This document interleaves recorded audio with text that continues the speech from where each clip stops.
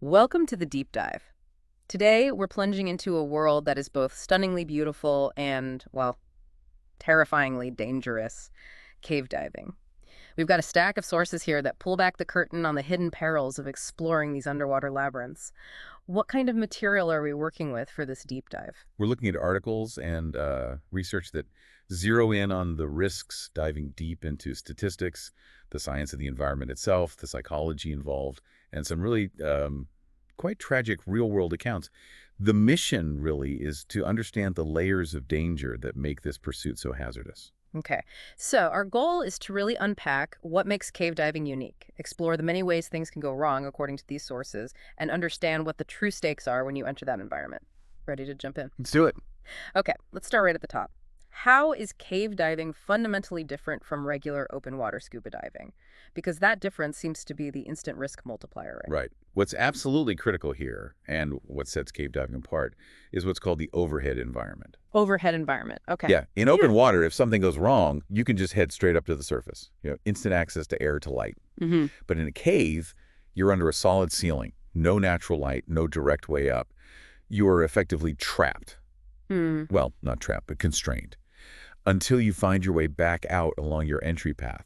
That single constraint, it amplifies every other potential problem dramatically. So you're totally reliant on the path you came in on. That sounds intense. What do the sources tell us are the main reasons divers don't make it back out? Analyses consistently show the major culprits are equipment problems, Hmm. getting tangled up, losing visibility, and not having the right training or experience. The Divers Alert Network, or Dan, they track diving incidents, reported over 160 cave diving deaths in the U.S. alone between 1985 and 2015. Wow. And what's fascinating and perhaps surprising is they note an increase in incidents involving trained divers. That statistic about trained divers is really striking. It's not just beginners messing up. Exactly. I mean, it used to be mostly untrained people getting into trouble. That was the pattern. Uh-huh. But the shift the sources point to since the 2000s is that now about 80% of accidents involve certified cave divers. 80%. Yeah. Which suggests the danger isn't always about not knowing the rules, but perhaps, overconfidence, complacency, or maybe pushing limits and skipping crucial safety steps. Like disciplined planning or buoyancy. Precisely. Discipline planning, perfect buoyancy control. It turns preventable risks into tragedies, even for people who, on paper, should know better. Let's break down those risks, starting with the gear you mentioned. What kind of equipment issues are they facing in these harsh environments? Well, equipment failure is a constant threat. Things like regulators, which deliver your air dive lights, and rebreathers, gear that recycles your air for longer dives. Right. They're all more vulnerable in cave conditions. Fine silt can get into mechanisms, blocking them up. Oh, I hadn't thought of that. Yeah, and cold water can drain batteries fast, which is terrifying when your lights are your only way to see. Organizations like RAID International highlight issues, like guidelines getting tangled on your gear, masks getting bumped off or broken, lights flooding. So lots of potential failure points. Exactly. And the sources really emphasize the absolute necessity of redundancy. Backups for everything. Yes, having backup systems for everything critical, especially air and lights. Not having multiple independent systems means a single point of failure can be instantly fatal deep inside a cave. Beyond the gear, the environment itself sounds incredibly hostile. What are the natural hazards divers are up against? Limited visibility is probably the most infamous danger. Imagine clear water, and then one fin kick stirs up fine silt from the bottom or walls, And boom. and boom. Instantly you go from seeing everything to seeing absolutely nothing.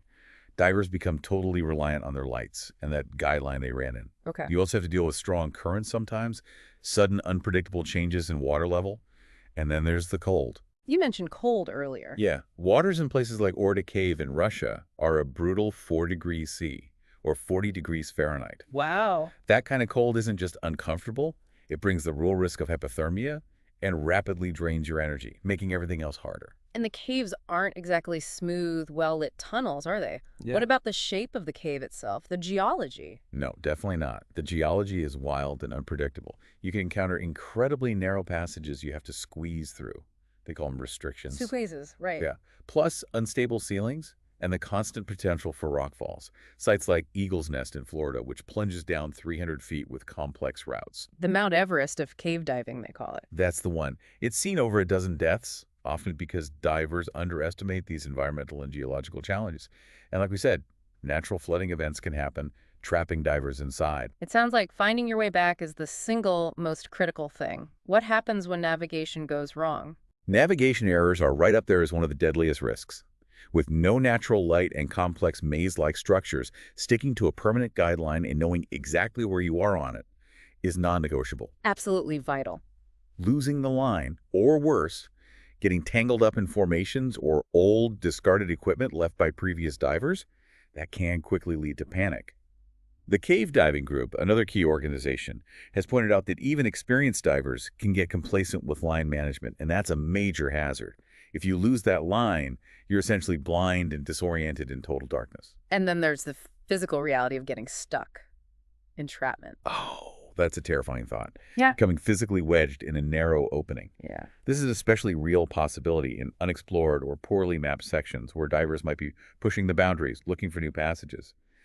The sources indicate that recent incidents, particularly with experienced explorers, suggest entrapment is happening more as people seek out uncharted territory. And the psychological pressure. Immense. Being stuck, combined with your limited air supply, it's often a fatal combination. Speaking of psychology, how much does the mental side play into these dangers? The mental demands are huge. Claustrophobia is an obvious one.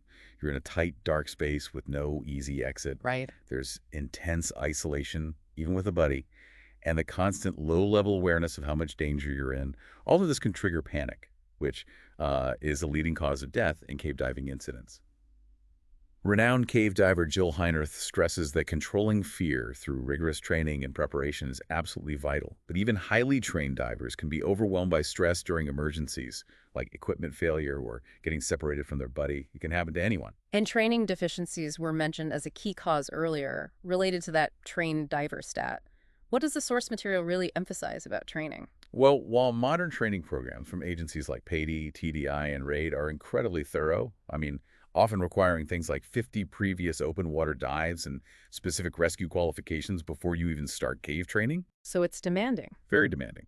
But despite that, many incidents still involve divers whose training, while formal, wasn't sufficient for the specific dive or conditions they attempted.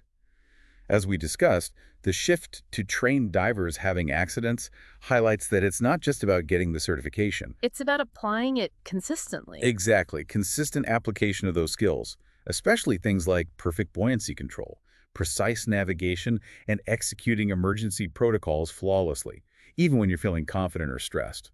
Let's look at a couple of specific examples from the sources that really bring these dangers to life. There are two tragic stories highlighted. Okay, first, the Plora Cave disaster in Norway in 2014. This involved 5 very experienced Finnish divers attempting a deep 5-hour traverse using dive scooters at extreme depths, over 130 meters. That's incredibly deep, over 420 feet. It is. And 2 divers got separated. Jari Huitarinen's body was later found blocking a narrow passage, likely due to entanglement or maybe disorientation at that depth. His buddy, Patrick Grongfist, tried to make it out on his own, but sadly died of decompression sickness. The bends. Yes, the bends, but lethal here, because he had to ascend from such depth without proper decompression, stops after an 11.5-hour ordeal trying to get back. The surviving divers actually returned later in a very complex and dangerous operation to recover their friends' bodies. Unbelievable. This story is just a chilling illustration of how pushing multiple limits simultaneously, depth, distance, extreme cold, reliance on complex gear like scooters, can overwhelm even highly experienced people. It wasn't just one thing, it was a synergy of stressors. And the second story involves Nutty Putty Cave in Utah in 2009. Right, this incident, while technically involving a caver or spelunker, John Edward Jones, not a cave diver, is included in some sources because it powerfully illustrates the sheer terror and finality of entrapment in a confined space. So getting physically stuck. Exactly. He was exploring a section called Bob's Push, known to be incredibly tight, and he got wedged headfirst in an L-shaped passage only about 18 by 10 inches wide, 150 feet underground. Head first. Oh, no. Yeah. Despite a massive rescue effort that lasted 27 hours involving over 100 rescuers, his position and the instability of the passage meant they just couldn't get him out. So impossible to reach him safely. Impossible to extract him. He tragically died from cardiac arrest due to the prolonged compression. The cave was sealed permanently afterward. It just hammers home that physical entrapment is a very real and often unresolvable danger in these kinds of environments. These stories are harrowing. They really underscore how high the stakes are. Given all these risks, what do the sources say about preventing tragedies and what rescue looks like? Well, preventing these accidents requires intense discipline. The sources list rigorous measures, comprehensive training that puts a huge focus on precise navigation and handling emergencies. The things we've talked about. Right. Mandatory equipment redundancy. You need multiple independent lights, multiple regulators providing air, strict emergency gas management, often following a rule of thirds. One-third of your air to get in, one-third to get back, one-third reserved strictly for emergencies. Makes sense. Meticulous pre-dive planning with clear turnaround points based on your air supply, and always diving with a capable, trained buddy.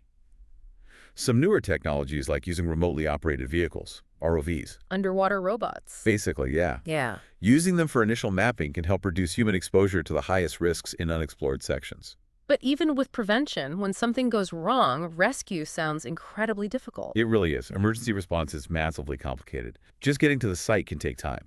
Then there's limited or impossible communication with the surface. No cell service down there. Definitely not.